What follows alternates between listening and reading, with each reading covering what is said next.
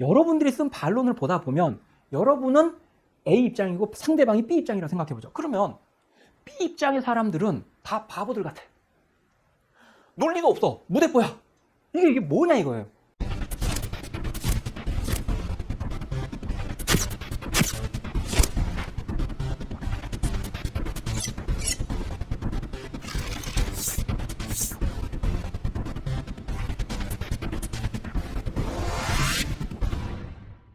먼저 찬반 양론 논제입니다. 자, 아까 봤듯이 본론 1, 2, 3 이렇게 구성이 되겠죠. 자, 그럼 본론 1에 들어갈 걸 좀 더 자세히 살펴보죠.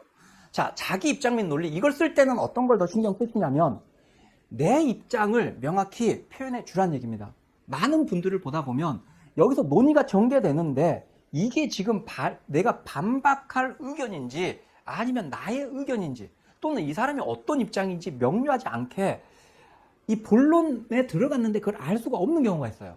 근데 여러분들이 찬반 양론이 있는 것에서는 내가 어떤 입장에서 지금 주장을 전개하고 이 문제를 바라보는지 이것들을 처음부터 밝혀주는 게 좋아요.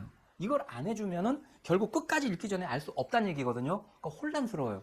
안 그러면 입장이 여기에서 이 친구는 이건가? 입장이 바뀌었나?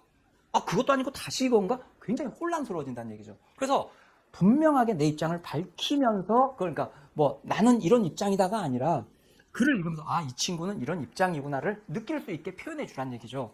자, 그래서 그리고 여기에 들어갈 내용은 내 입장이 나와야 될 테고 그 다음에 왜 그렇게 생각하는지 근거를 논리적으로 풀어줘야겠죠. 그 다음에 그 근거가 될 수 있는 것 중에 하나는 또 예시가 될 겁니다. 어떤 구체적인 예시 같은 것도 이 경우에 사용할 수 있다는 거. 그리고 또는 역사적인 맥락을 따져주는 것도 의미가 있겠고 예를 들어서 민주주의와 관련된 거다. 그러면 민주주의가 어떻게 변천해 왔고 발전해 왔는지 이런 과정들을 제시해 주면서 내 입장을 뒷받침하고 이렇게 글을 풀어가는 게 가능할 겁니다. 또는 이론의 발전, 뭐 민주주의 사상의 발전 또는 경제 어떤 자본주의 시장 경제 이론의 발전 과정, 이론의 발전을 또 제시해 주는 것이 자기 주장을 더 설득력 효과적으로 쓰일 수 있다면 충분히 사용될 수 있다는 얘기입니다. 물론 이거는 이 순서로 쓴다는 얘기는 아니에요. 이거는 순서는 당연히 여러분들이 좀 더 설득력 있는 구조를 고민을 하셔야죠, 당연히. 그렇지만 자기 입장을 쓸 때 어떤 것들이 들어가는지 이거는 생각을 해보시기 바랍니다. 자, 다음으로 반론 및 그 논리. 자, 이거는 표현에 있어서 반론임을 밝힐 것 이런 얘기를 좀 써놓고 있습니다. 이 얘기는 뭐냐면 실제로 많은 학생들이 이 반론 부분을 잘 안 써요, 솔직하게. 또는 써도 물론 이것을 나의 입장을 안 좋다고 주장하는 사람도 있다. 그렇지만 그들은 문제다. 이렇게 들어가요. 이거는 반론을 쓴 게 아니라 그냥 내가 나를 반대하는 사람은 그냥 틀렸다라고 이야기한 거지. 그들이 무슨 얘기를 하는데 그것이 어떤 면에서 어떻게 해서 틀렸다. 이런 걸 밝혀주고 있지 않은 거라는 거죠. 그래서 여러분들이 이 반론 부분을 반드시 써주는 게 내 글에 더 설득력을 가질 수 있습니다. 근데 또 한 가지 생각할 게 이 반론 쪽으로 넘어가요. 문단이 바뀌겠죠. 그런데 그러나 이렇게 들어요. 그러나 이러한 주제에 대해서 이런 식의 생각을 하는 것은 잘못이고 오히려 이렇게 보는 게 타당하다. 또는 이렇게 볼 수도 있다. 그냥 이렇게 써버리면 이거는 내 입장이 바뀐 것 같아요. 그렇죠. 근데 실제로 반론 부분을 그렇게 시작하시는 분들이 많아요. 그래서 여기서는 내가 지금 반론을 정리해 주면서 내가 그것을 나중에 다시 재반박할 거야 라는 느낌을 주라는 얘기죠. 그럼 어떻게?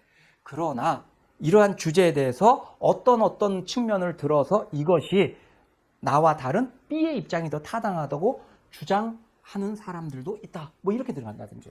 또는 물론 이런 문제에 대해서 이러이러해서 이렇게 주장하는 사람들도 있을 수 있다. 그러니까 예를 들어서 계속 약간 유보적이에요. 물론 이런 주장도 있을 수 있다. 또는 물론 어떤 이런 주장하는 사람들도 있다. 뭐 이런 식으로 그러나 또는 물론으로 시작할 수 있지만 끝에는 이런 주장도 있을 수 있다. 이런 주장도 제기되기도 한다. 뭐 이런 정도로 써주시라는 얘기예요. 그래야지만 누가 보더라도 자기 입장을 쓰고 나서 뭔가 반론 지금 부분으로 들어갔구나 라고 정확하게 느낄 수가 있다는 거죠. 아시겠죠? 자, 그 다음에 이 반론을 쓸 때는 우리가 반드시 신경 써야 돼. 상대방이나 중간자, 즉 중간에서 어느 한 입장을 선택하지 않고 지금 나와 또 다른 A와 B라는 사람이 논쟁을 벌일 때 중간에서 그 얘기를 듣고 있는 그 방청객, 독자라고 생각을 해보자 이거예요. 근데 이 사람들이 모두 수긍할 수 있는 내용으로 정리해라 이 얘기입니다. 그럼 이게 뭔 소리냐 한번 생각해보죠. 자, 반론을 이렇게 쓰라고 그러면 많이들 써요. 그런데 어떻게 되냐면 여러분들이 쓴 반론을 보다 보면 여러분은 A 입장이고 상대방이 B 입장이라고 생각해보죠. 그러면 B 입장의 사람들은 다 바보들 같아. 논리도 없어. 무대뽀야. 이게 뭐냐 이거예요. 그러니까 누가 봐도 어떻게 저런 터무니없는 주장을 내세우지? 라는 생각이 들게끔 B의 입장 반론을 정리하는 경우들이 절대 없습니다. 자, 이렇게 되면 나와 다른 입장을 가진 B의 입장에 있는 사람들이 그 글을 읽고 기분이 좋겠습니까? 물론 그 사람들 기분 좋으라고 하는 건 아니지만 그 사람들이 내 이야기를 듣고 나서 내가 언제 이런 얘기를 했어? 야, 나를 이렇게 그냥 도매금으로 넘겨버리네? 이렇게 생각이 든다면 그 글에 대해서 반감을 가질 수밖에 없죠. 이거는 절대 해서는 안 되는 짓입니다. 또 중간자가 봐도 에이, 쟤네들이 그렇게 이야기한 건 아닌데 이건 좀 너무 심하다 이런 느낌이 든다면 그래가지고 어떻게 누군가를 설득합니까? 이미 나하고 같은 입장이라면 그 사람은 내가 어떤 얘기를 하든 넓게 받아들여 줄 거예요.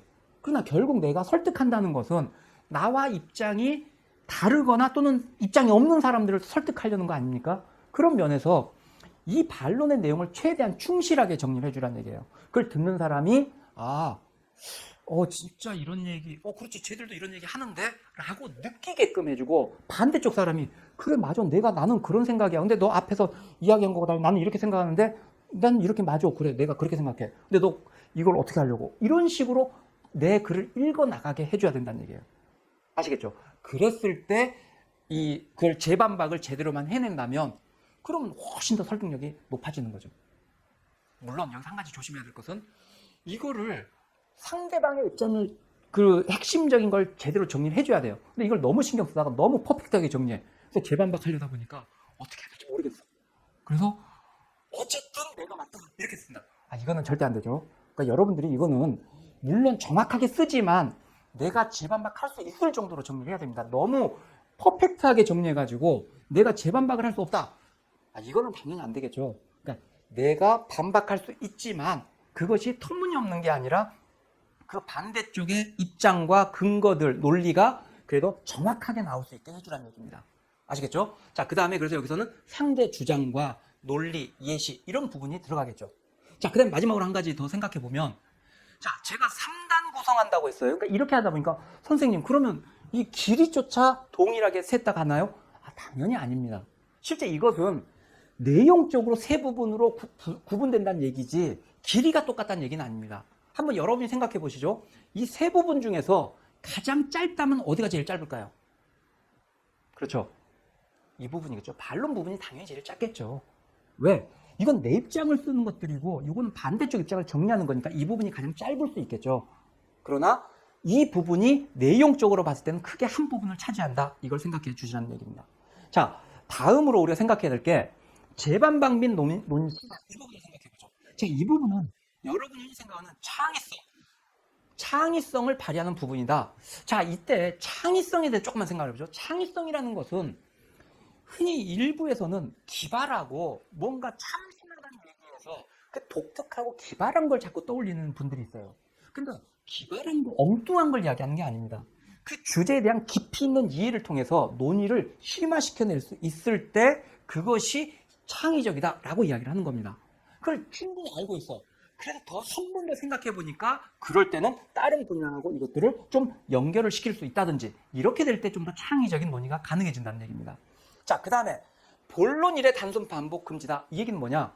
여기는 재반박, 이 반론을 반박하는데 본론 1에서 했던 그 내용과 주장 논리가 그대로 그냥 반복된다. 그러면 이 글은 좀 반복적이죠.